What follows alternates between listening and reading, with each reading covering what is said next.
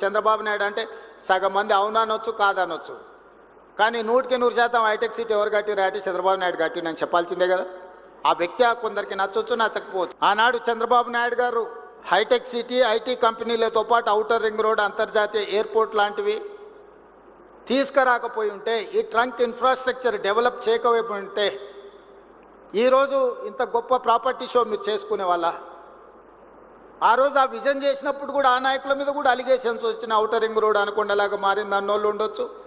Hitech city పక్కన వాళ్ళకి కావాల్సిన వాళ్ళకు భూములు ఉన్నాయి, ఆ భూముల కోసమే హైటెక్ సిటీ కట్టిండని అనుమానాలు ఉండొచ్చు, అపోహలు సృష్టించి ఉండొచ్చు, కొంతమంది ఆలోచన చేసి ఉండొచ్చు. ఎక్కడ ఏ డెవలప్మెంట్ చేసినా ఎవరికో ఒకరికి డెఫినెట్గా బెనిఫిట్ అవుద్ది. ఇప్పుడు నేను ఫ్యూచర్ సిటీని, భారత్ ఫ్యూచర్ సిటీని ఒక కాలుష్యమైన నగరంగా మార్చాలనుకుంటున్నప్పుడు ఆ కాలుష్యాన్ని తొలగించి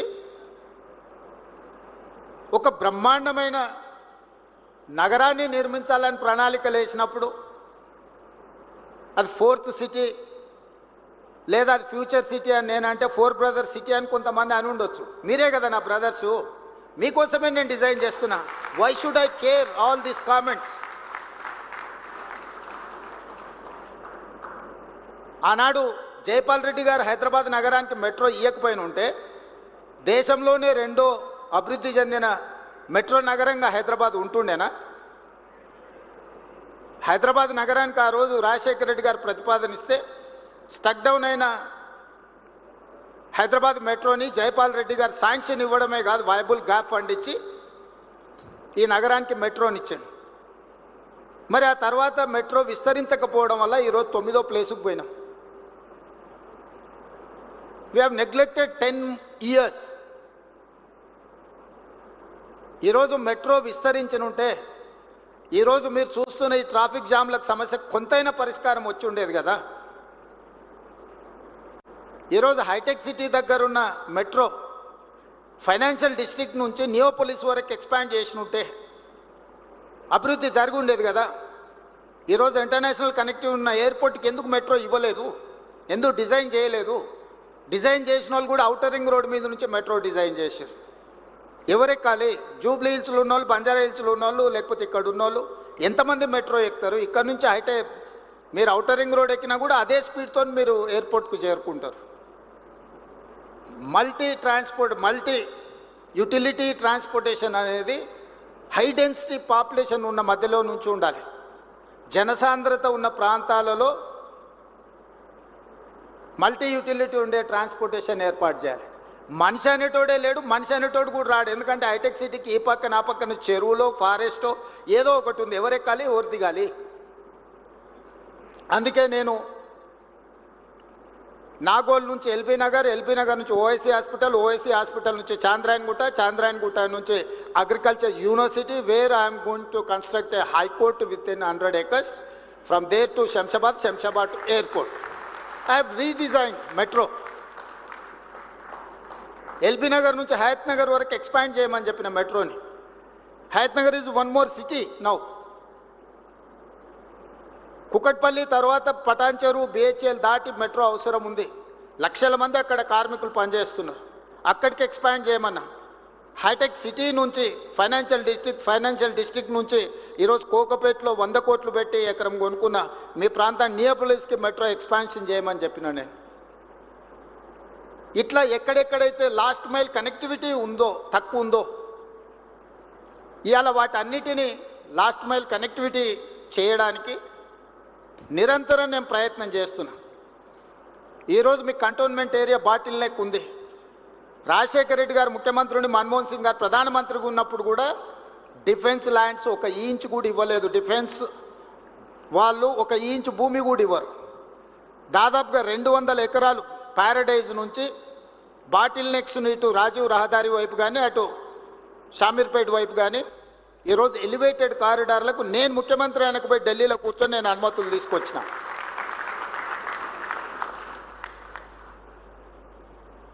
ఇవన్నీ కూడా మన నగరం యొక్క ప్రతిష్ట పెంచడానికి. ఈరోజు షామీర్పేట వరకు మెట్రో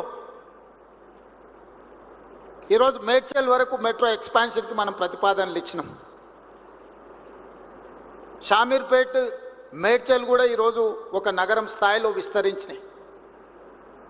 వీటన్నిటిని మనం అభివృద్ధి చేసుకోవాలంటే సంకల్పం ఉండాలి, ప్రణాళిక ఉండాలి, దాంతోపాటు ప్రయత్నం ఉండాలి. అప్పుడప్పుడు లెక్కలేస్తుంటారు, ఒకటోసారి రెండోసారి మూడోసారి అరాజ్ బాడినట్టు ఢిల్లీ పోయిండని. అనుమతులు ఢిల్లీలో ఇచ్చేది ఉంటే ఏడికి పోవాలి నేను? మీ హై రైజ్డ్ పర్మిషన్కి బెంగళూరు అనుకుంటా ఎయిర్పోర్ట్ అథారిటీ క్లియరెన్స్ ఇవ్వాలంటే, అవునా? ఢిల్లీ అంటే సదరన్ పార్ట్ ఆఫీస్ బెంగళూరులో ఉందా? ఎయిర్పోర్ట్ అథారిటీ క్లియరెన్స్ ఒకవేళ హై రైజ్డ్ పోయినప్పుడు వాట్ ఎవర్ ఢిల్లీలో ఉందనుకోండి, అనుమతులు ఇవ్వాల్సిందే ఢిల్లీలో ఉంటే మీరు దుబాయ్ పోయి అడగలేరు కదా.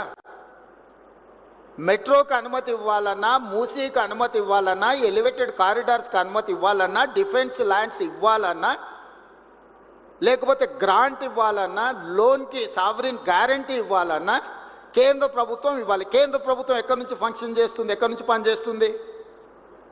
ఢిల్లీ నుంచి. భారత రాజ్యాంగం రాసేటప్పుడే state subject, central subject, concurrence list అని 3 రకాలుగా పరిపాలనకు వెసులుబాటు ఇచ్చారు. ఒకటి రాష్ట్రమే నిర్ణయాలు తీసుకోవచ్చు, 2 కేంద్రమే తీసుకుంటే like railway, like airport authority or otherwise telecom ఇట్లాంటివి ఉంటే, కొన్ని రాష్ట్రం కేంద్రం కలిసి వ్యవసాయము, విద్య ఇట్లాంటివి రాష్ట్రం కేంద్రం కలిసి నిర్ణయాలు తీసుకోండి. మరి వాళ్ళందరినీ కలిసి ప్రయత్నం చేస్తుంటే ఢిల్లీలో మాకు పెద్ద బంగ్లా ఇచ్చిండ్రు ముఖ్యమంత్రికి. ఢిల్లీలో బంగ్లా ఎందుకు ఇచ్చిండ్రు? ఢిల్లీలో వచ్చి 4 రోజులు ఉండి, నెలకు 4 రోజులు ఢిల్లీలో ఉండి అన్ని శాఖల అనుమతులు తీసుకొని పోవడానికి ఢిల్లీలో ముఖ్యమంత్రి గారికి బంగ్లా ఇచ్చిండ్రు. దాన్ని ఫామ్ హౌస్ లాగా వాడుకొని దావతులు చేసుకోనికి ఇయ్యలే. దాన్ని సద్వినియోగం చేస్తున్నా. ఈరోజు కేంద్రం నుంచి నేను తీసుకొచ్చిన అనుమతులు మీరు లిస్టు తీసుకోండి. ఎప్పుడైనా అసెంబ్లీలో లిస్ట్ అంతా పెడతా నేను. గతంలో పాలకులు కాళేశ్వరం కార్పొరేషన్ పేరు మీద 1 lakh crores ఆల్మోస్ట్ ఖర్చు పెట్టి దాంట్లో ఒక 70,000 కోట్లు మీరందరు వ్యాపారంలో ఉన్నారు కాబట్టి మీతో పంచుకుంటున్నా.